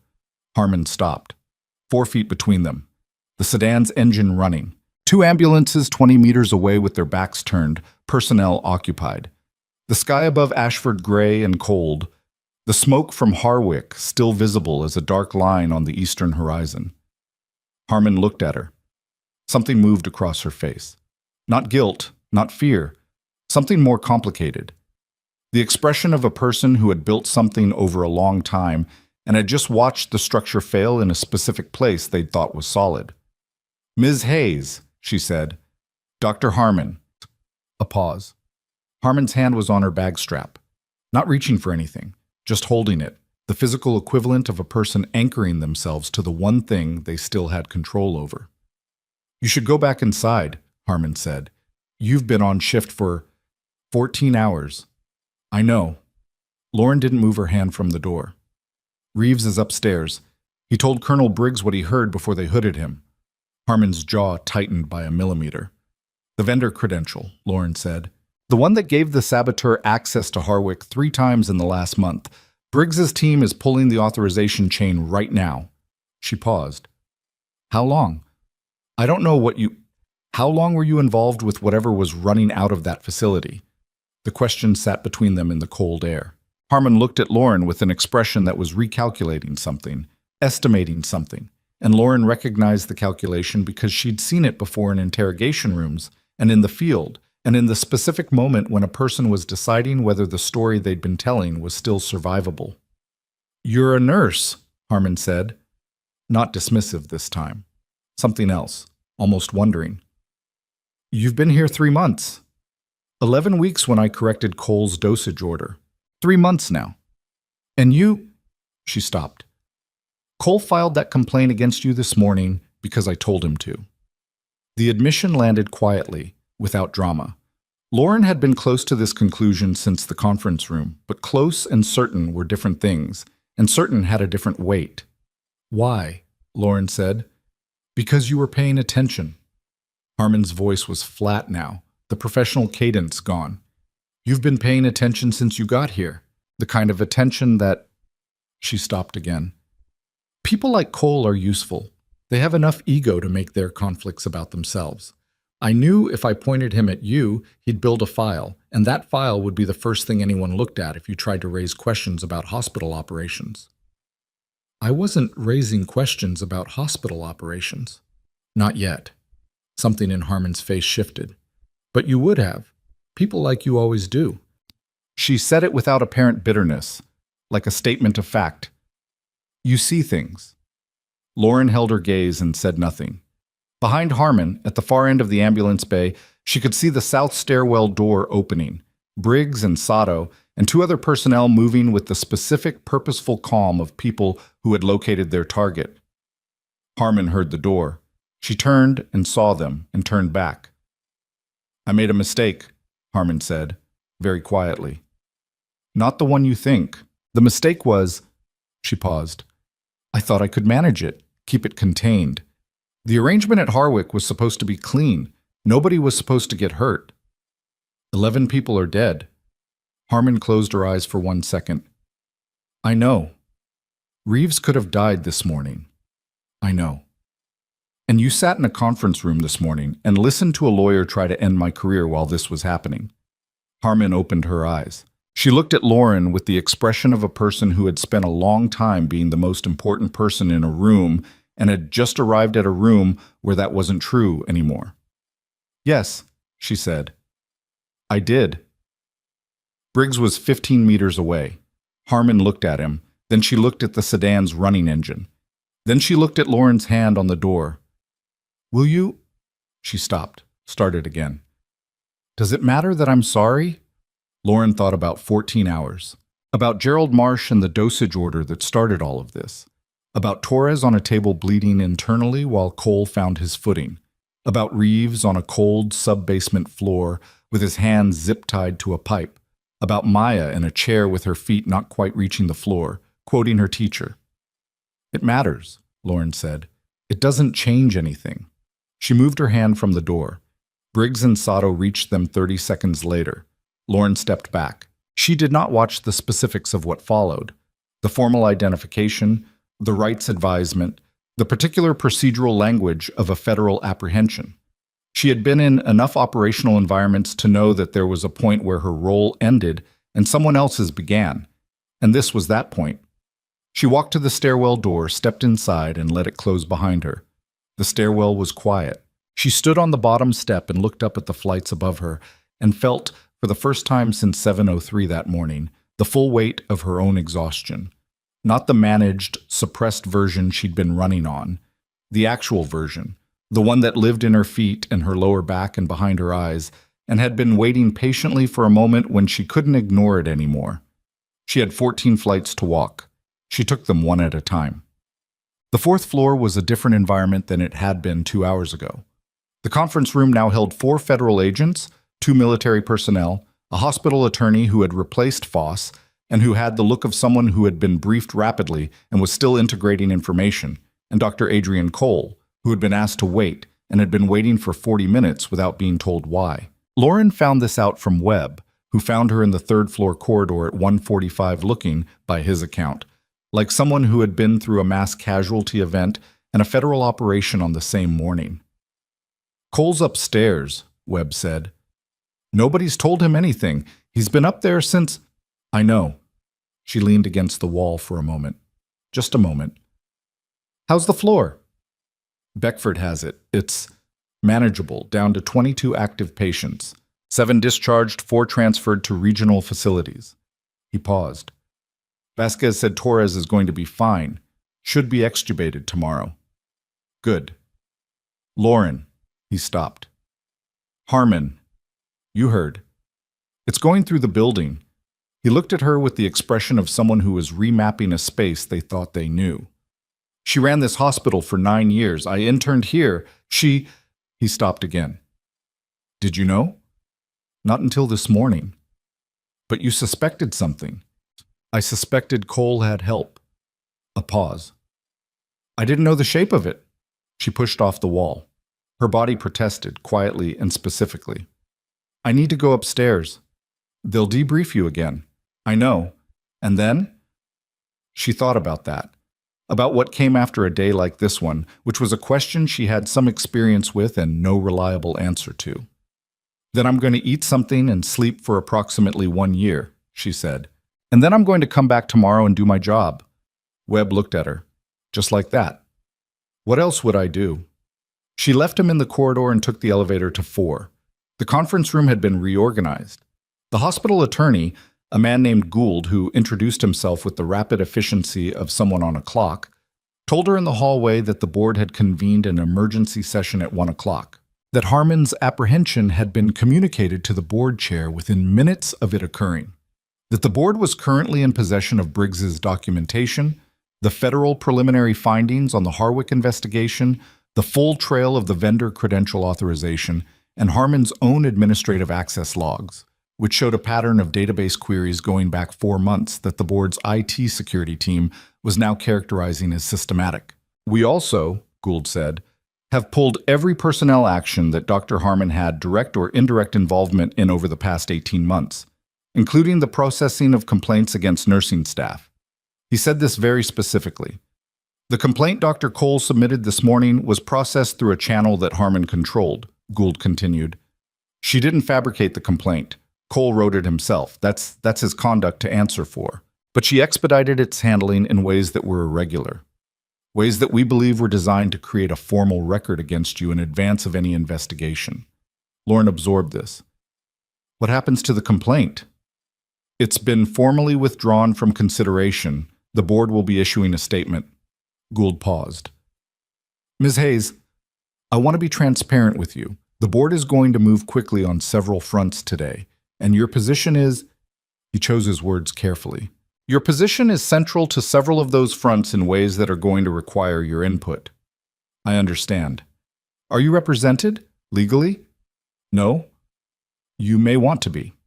Given the scope, Mr. Gould, she looked at him. I've been awake for over 20 hours. I spent 14 of them running your ER through a mass casualty event. I have answers to every question the board has. I have documentation for everything I've done, and I have nothing to hide. A pause. Can we just go in? He blinked. Then he opened the conference room door. Cole was at the far end of the table, which was now populated differently than it had been that morning. The federal agents at one end, 2 board members she recognized from the all-staff meeting portrait wall, Briggs and Sato, and an empty chair next to Gould that was presumably for her. Cole looked up when she came in. His face did the thing she'd seen beginning in the ER that morning after Briggs had arrived, after Reeves had said her name, the specific dismantling of a certainty that had been so complete it hadn't needed questioning. He looked like a man who had built his entire understanding of a situation on a foundation he hadn't examined, because foundations didn't need to be examined when they'd always been solid. She sat down. The board member on the left, a woman in her 60s named Prescott, chair of the quality committee, whose name Lauren knew from a compliance bulletin, opened a folder and did not preamble. Dr. Cole, Ms. Hayes, we're going to address several matters this afternoon in sequence. The first is the formal complaint submitted this morning against Ms. Hayes. The second is the pattern of conduct documented in the incidents Dr. Cole cited. And the third is the conduct record for Dr. Cole himself, including but not limited to today's events, and a broader review that this board is initiating effective immediately. Cole said, I'm sorry. A review of my conduct. Yes. Prescott did not look up from her folder. It has come to the board's attention that several of the incidents cited in your complaint against Ms. Hayes involve actions she took to correct or flag clinical decisions you made. The board wants to understand those incidents in full, including the original dosage order that initiated the conflict. Cole's expression went through several things in quick succession. The dosage order was within clinical parameters. The chart review found otherwise, both times. Prescott looked up. Dr. Cole, you have been at this institution for 14 years. Your surgical record is significant, and the board values that. But we are also looking at a pattern of using institutional mechanisms to suppress clinical feedback, and that is a different matter. The room was quiet. Cole looked at Lauren. She looked back at him without expression. She was too tired for expression. "The patient this morning," he said. "Not to the room. To her." "Torres, I made the right call." "You did," she said. "After you—" He stopped. "After the situation was already restructured." "Yes." He held her gaze for a long moment. I froze. For 30 seconds. "That's long enough." "Yes," she said. "It is." It wasn't an attack, it was just true, and they both knew it was true, and the truth of it sat between them without requiring anything else. Prescott moved on. She walked through the documentation, methodically, without drama, in the way that institutional accountability worked when it actually worked, which was slower and less satisfying than most people imagined and more thorough than most people expected. The dosage order and Lauren's flag, the 2 chart reviews and their outcomes, the shift scheduling pattern, cross-referenced with the dates of Lauren's clinical interventions, the complaint processing channel and Harmon's fingerprints on its expediting. Then she turned to the morning, the mass casualty response, the triage board, the needle decompression, the authorization chain for Lauren's clinical decisions, each of which had been retroactively signed off by attending physicians, and which had, in every case, been the correct decision. Then she put the folder down. "Ms. Hayes, the board wants to formally acknowledge that your actions during this morning's emergency response were not only appropriate but decisive. The modified MASCAL protocol you implemented is estimated by our emergency medicine consultants to have significantly improved outcomes for between 8 and 12 patients who might otherwise have deteriorated in the surge." She paused. "We are also aware that this is a fraction of what you brought to this situation, and that the institution failed to make use of your full qualifications in ways that we will be addressing." Lauren said nothing. "We would like to discuss your role here going forward," Prescott said. "Your current position and your compensation and your scope of practice in light of—" "I appreciate that," Lauren said. "Can we do it next week?" Prescott stopped. "I'm not being dismissive. I want to have that conversation." She looked at the board members, at Briggs, at the federal agents who were still processing their own separate investigation at the far end of the table. "But I've been awake for 22 hours and I want to go home." A pause that lasted exactly 2 seconds. Then Prescott said, "Of course, we'll schedule for Monday." She stood up. Cole stood up at the same time, which was not something she'd expected, and for a moment they were both standing and the table was between them and the room was full of people watching. Cole said, "I need to say something." She waited. "What I did, the shifts, the complaints, the way I treated you from the first week." He was looking at the table, not at her, not performing, just finding words in a place where he apparently hadn't kept many. "That wasn't clinical. That wasn't professional judgment. That was—" He exhaled. "I was wrong." The room was very quiet. "I know," Lauren said. "I'm saying it formally, in front of—" He gestured. "I heard you." He looked up then. "Does it matter that I'm saying it?" She thought about what she'd said to Harmon in the ambulance bay, 4 hours and a lifetime ago. "It matters. It doesn't change anything." "It matters to your patients," she said, "if it changes how you treat the next nurse who flags something you got wrong." A pause. "That's what it matters to." She picked up her jacket from the back of the chair. She walked out of this conference room and the door closed behind her, and the hallway of the 4th floor was empty and fluorescent and absolutely ordinary. She took the elevator down. She clocked out at the nursing station. She said goodnight to Beckford, who looked at her with something that was not quite awe and not quite relief but lived somewhere between the two. She walked out the main entrance into the cold October afternoon. The smoke on the eastern horizon was thinner now. The hospital parking lot had the particular quiet of a space that had been chaos 8 hours ago and was now just a parking lot again. Somewhere inside the building, Reeves was in a proper room with his leg properly managed. Torres was breathing. David Kowalski was going to go home to his daughter. She sat in her car and did not immediately start the engine. She sat there for 4 minutes, not thinking about anything in particular. Just sitting, just being a person in a car in a parking lot in Ashford, Ohio, who had done what the day required and was now, for the first time in 22 hours, not required to do anything. Then she started the car. Her phone buzzed as she pulled out of the lot. A number she didn't recognize, with a Fort Sam Houston area code. She let it go to voicemail. She was 3 blocks from the hospital, at a red light, when her phone buzzed again. Same number. Then a text. Hayes. It's Briggs. Call me when you're somewhere you can talk. Not about Harwick, about something else. Don't ignore this one. She stared at the text for the length of the red light. Then the light went green. She drove. Whatever it was, it could wait until she'd slept. Whatever Briggs needed, whatever something else meant, whatever was still coming, and she could feel, with the particular instinct of someone who had learned that the end of one situation was rarely the end of anything, that something was still coming. It could wait until morning. She was 4 blocks from her apartment when the second text arrived. We found a second credential, issued the same day as the first. Different name, still active. Whoever used it is still in Ashford. She pulled over. Read it again. Looked up at the street around her. Ordinary afternoon, October light. People walking. A city going about its business 12 miles from an explosion that had killed 11 people and exposed something that, apparently, was not finished exposing itself. She sat very still. Then she picked up her phone and called Briggs back. Briggs picked up on the first ring. Tell me about the credential, she said.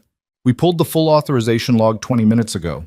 Harmon issued 2 vendor credentials on the same date, October 3rd, different names, same access tier, same facility clearance for Harwick. His voice was flat and moving fast the way it moved when he was working. The first one belongs to the individual we've already identified as the primary operative. The second was issued to a name that doesn't match any known employee, contractor, or vendor in the Harwick system. A ghost credential. Yes. Whoever used it was careful, accessed the facility twice, both times during shift changes, both times during periods of high personnel movement.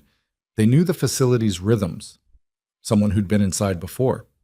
Or someone who'd been fed detailed information about the inside. A pause. The credential was used as recently as October 19th. 4 days before the blast.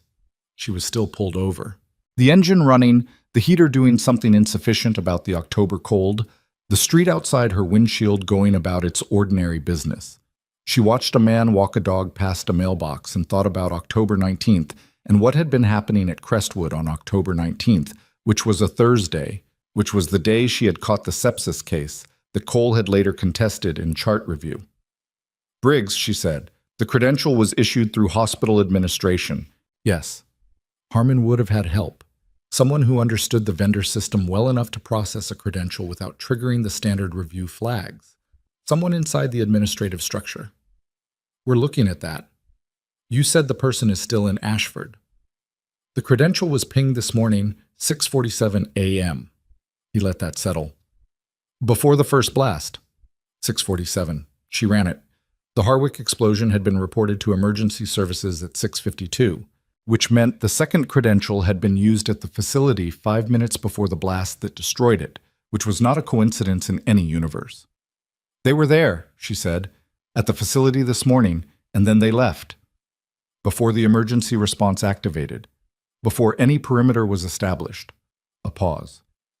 We think they're in Ashford because their vehicle was captured on a traffic camera at the Route 9 junction at 7:14 heading toward the city. We lost them after that. What kind of vehicle? Gray Accord, 2019. Partial plate, still working on the rest. She looked at the street. Ordinary afternoon. What do you need from me? Right now? Nothing. Go home. Sleep. We have people working it. A pause that was longer than his usual pauses. Lauren. He didn't use her first name often. She noticed it when he did. You did good work today, he said.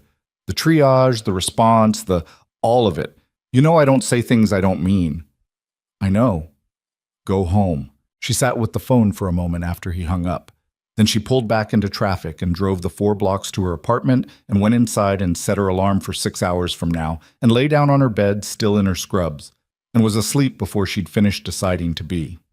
She slept 5 hours and 40 minutes.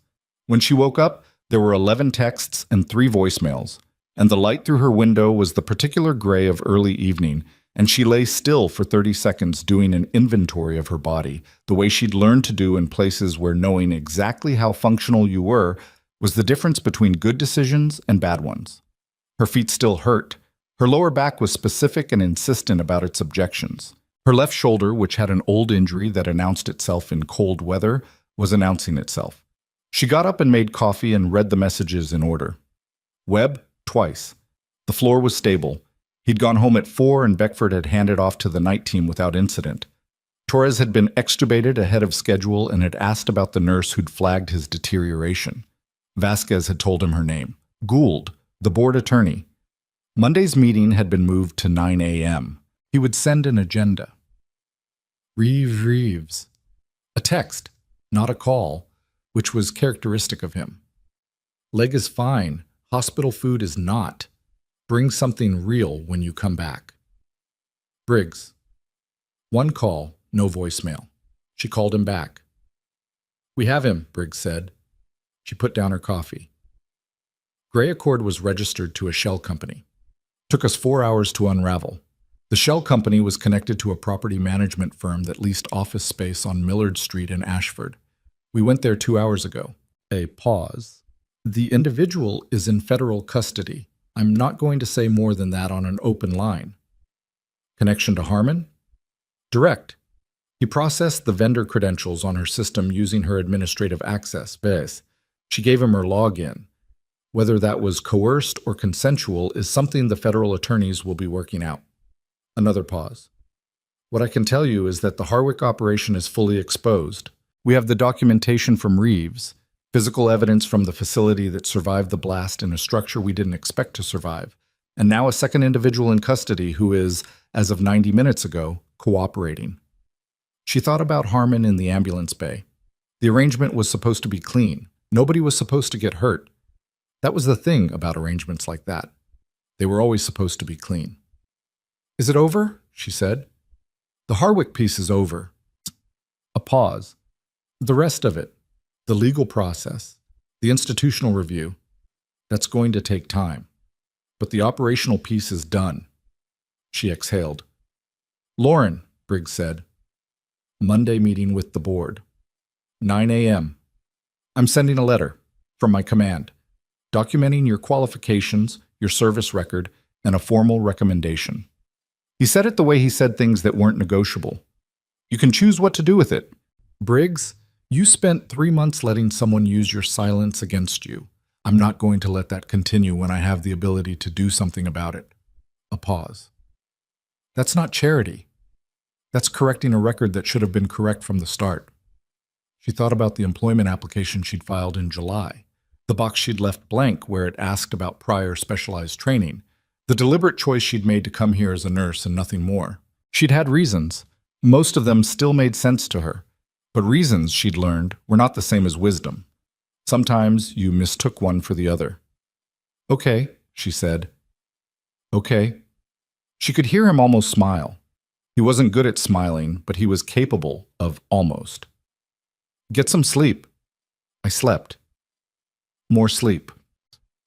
She hung up and finished her coffee and looked out the window at the Ashford evening, at the ordinary darkness of a city settling into night, at the amber streetlights coming on in sequence down the street. Somewhere to the east, the Harwick facility was a ruin with a federal perimeter around it, and somewhere in this city, 2 people were in federal custody, and somewhere in Crestwood Medical Center, a man named Torres was breathing without a machine, and a man named David Kowalski was going to go home to his daughter within the week, and a woman who'd had a tension pneumo at 7:15 in the morning was sleeping in a hospital room with oxygen saturation at 96. She made herself something to eat. She went to bed. She slept 9 more hours, which was more than she could remember sleeping in a single stretch in a very long time. Monday came. She wore the same things she'd worn to every staff meeting at Crestwood. Dark slacks, sensible shoes, her ID badge on the lanyard she'd been issued in week 1. She did not dress differently for the board.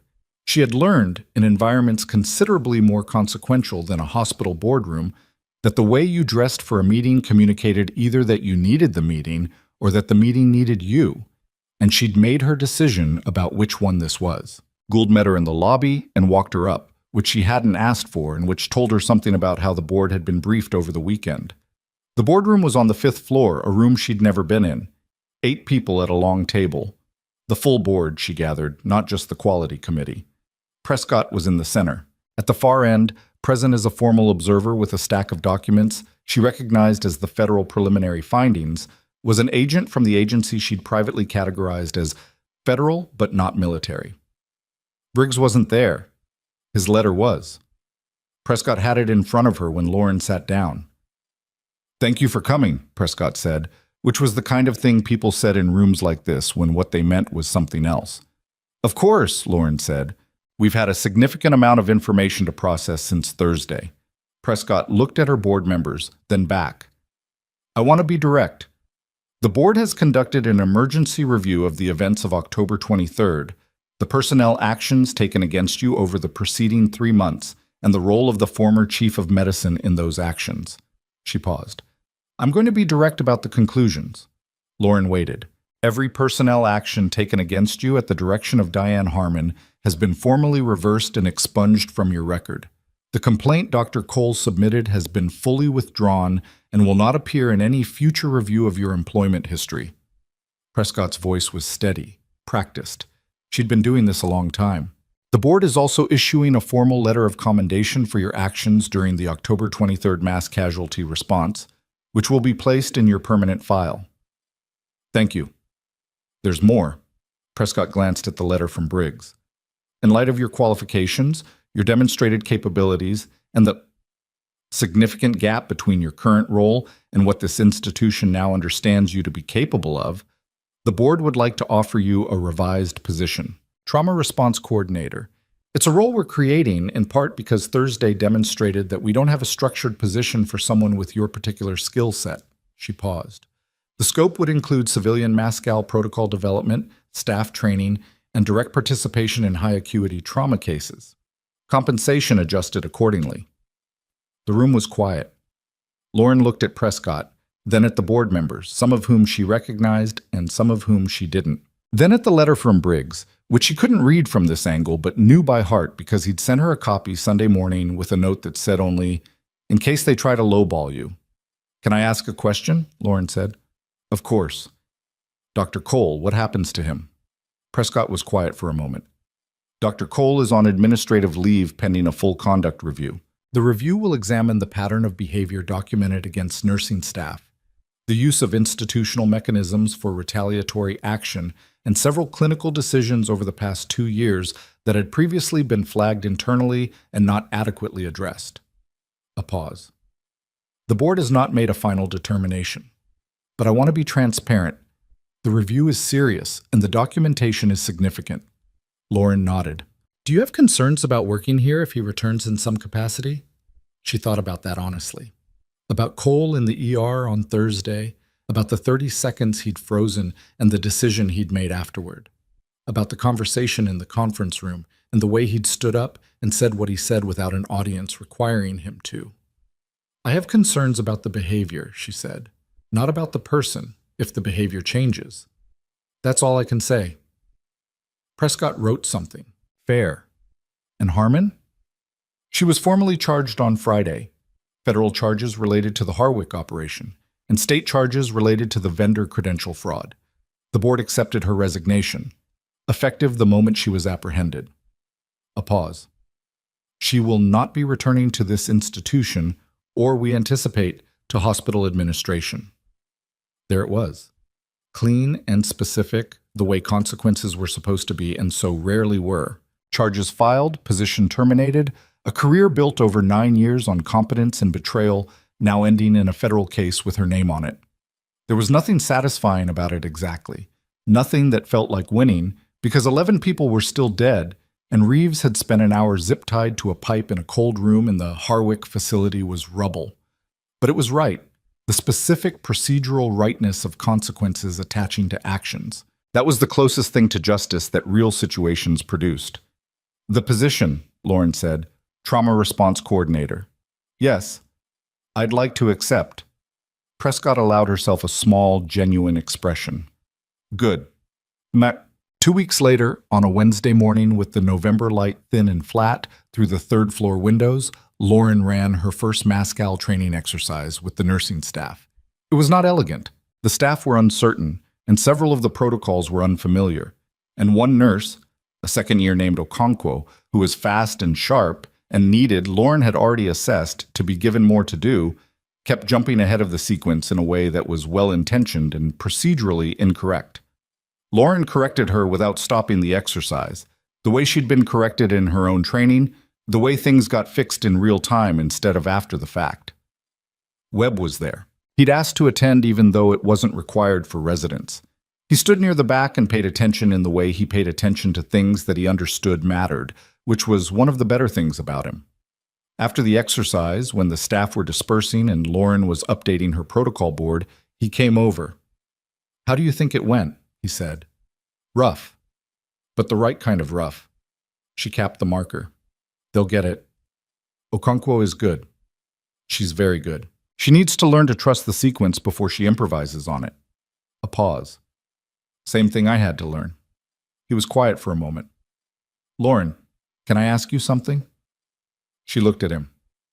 "When Harmon set Cole on you, when all of that was happening, did you know you were going to be okay? Like, did you trust that it would work out?" She thought about the question the way she thought about questions that deserved actual consideration rather than the automatic answer. Did she trust that it would work out? She thought about documentation and shift audits and inventory routes and the specific quality of attention that she'd brought to 11 weeks, then 3 months, of being someone's target. "No," she said, "I didn't know it would work out. I knew what I'd done and what I hadn't done, and I kept the records to prove it. And I kept doing the work because the work was real regardless of what they were doing with the paperwork." She paused. "That's different from trusting that it works out. Sometimes it doesn't. But this time it did. This time it did. Because of Thursday. Because of the explosion." She shook her head. "Thursday accelerated it. But the documentation existed before Thursday. The chart reviews existed. The commendations from patients' families existed. It would have surfaced eventually." She looked at the protocol board. "Things that are true have a tendency to surface. It just doesn't always happen on a schedule that feels fair." Webb was quiet, absorbing that. She picked up her jacket. "Go do your rounds. You've got the post-op on bed 12 who needs someone to actually talk to her, not just check her chart." He went. She stood alone in the training room for a moment, looking at the board she'd built. Cleaner than the one she'd set up in the ER on Thursday. Better organized, with the procedures laid out in the sequence that she and Briggs's team had refined over the past 2 weeks into something that Crestwood could actually sustain. A civilian version of a document she'd helped write years ago in a very different context. She thought about what it meant to carry knowledge, the specific weight of it, the way it followed you from one life into another and waited, patient and inert, until the moment it was needed. She had spent 3 months trying to be smaller than she was, and it hadn't worked. Not because she'd failed at being small, but because the knowledge didn't get small with you. It stayed the same size. It stayed exactly as large as what you'd done with it. She had not come to Crestwood to be a hero. She'd come because she was 31 years old and had seen enough of what human beings could do to each other in conditions of extreme duress. And she had wanted for a while to be somewhere that was about fixing rather than fighting. She still wanted that. What she'd learned in 3 months, and especially in one very long Thursday, was that fixing and fighting were not always as separate as she'd hoped. Sometimes the work required both. She turned off the training room light and walked out into the corridor. Reeves was in the lobby when she came off the elevator. He was on crutches. Good ones, the kind that fit properly, which she'd been insistent about when the orthopedist tried to discharge him with the cheaper model. And he looked considerably better than he had on a gurney in the sub-basement with his hands tied to a pipe. He was wearing civilian clothes and the expression of a man who had recently been through something unpleasant and had decided to be at peace with it rather than dramatic about it. "You didn't tell me you were being discharged today," she said. "Didn't ask your permission. I would have fussed over the discharge paperwork and interrogated the orthopedist. I know. That's why I didn't tell you." He was almost smiling. "I wanted to walk out like a normal person." "You're on crutches." "I'm walking out like a normal person who is temporarily on crutches." He shifted his weight, and something in his face acknowledged the discomfort and then moved past it. "Briggs told me about the new position. He talks too much. He talks exactly the right amount. That's one of his skills. Reeves looked at her. Trauma response coordinator. Yes. You're going to build protocols, train civilian staff, apply 14 years of 7 years of experience to a civilian hospital in Ohio. He said it without irony, without diminishment. You know what I think? You're going to tell me anyway. I think this is exactly what you should have been doing from the start. He held her gaze. Not because the army was wrong, but because you spent 7 years learning how to keep people alive in the worst possible conditions, and this is where all of that goes. This is what it was for. She looked at him for a moment. This was the most words Reeves had ever said to her in a non-operational context, which was notable. Are you okay? She said. I'm on crutches, and my left leg is going to ache for 6 months. Otherwise, yes. A pause. Briggs has a debrief in Fort Sam in 3 weeks. He wants you there. As a witness? As a consultant. The triage protocol adaptation you ran on Thursday. They want to formalize it. Add it to the civilian interface training package. He adjusted the crutches. You'd be developing training materials used by hospitals in every state that has a military-civilian emergency coordination agreement, which is 43 states. She was quiet. That's a lot of hospitals, she said. That's a lot of hospitals. Outside the lobby windows, Ashford was its November self. Cold, gray, moving. The smoke line on the eastern horizon had been gone for a week. The Harwick site was fenced and flagged, and would be, she'd heard, a federal site for at least another year while the investigation completed itself. The city had had its crisis and was doing what cities did, absorbing it, not quite returning to normal, reaching for some new version of normal that accounted for what had happened. How'd you get here? She said. If you didn't want me to drive you. Cab. There are no cabs in Ashford. There is one cab. His name is Lou, and he has very strong opinions about the highway system. Reeves almost smiled again. I had a 40-minute education. She pushed the lobby door open for him, and they walked out into the cold, and she stood on the hospital steps while he made his way to the parking area where, presumably, Lou was waiting. He moved carefully, but without self-consciousness, the way people who'd been injured many times moved, not pretending it didn't hurt, not performing toughness, just getting from here to there with what they had.